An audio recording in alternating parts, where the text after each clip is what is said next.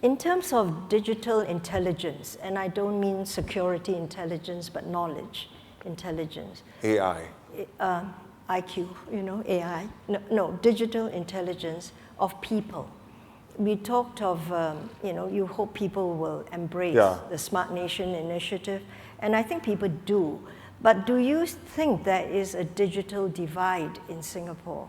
An older generation that's a bit out of it and not getting this and being a bit scared too much of this, coming on? Well, the younger ones will be more familiar than the older ones. It's natural. People our age are all digital immigrants. I mean, you learn the language, but you speak with an accent. Oh.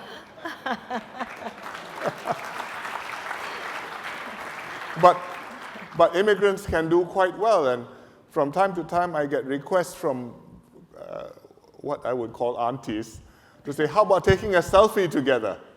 And they know how to operate their phone, so it's not bad. Yes, but yeah, that's the concern that I think social scientists do ask, whether society can... No, there is that potential, so you have to make sure that you provide the amenities and the support so that old folks or people who are not as well off have access to the services and the hardware.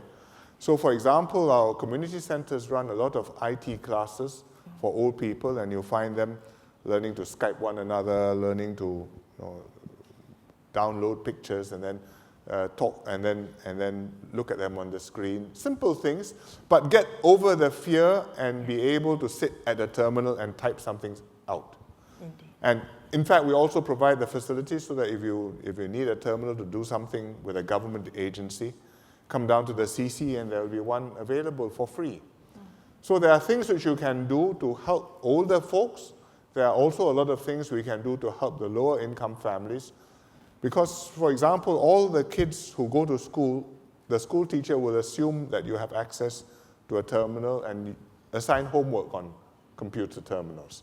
In fact, they may want to talk to your parents on email as well, to tell your parents you're doing well or not well. And if a kid can't afford a computer or doesn't have one at home, well, we have schemes to help them get one and to handhold them and make sure that they get access.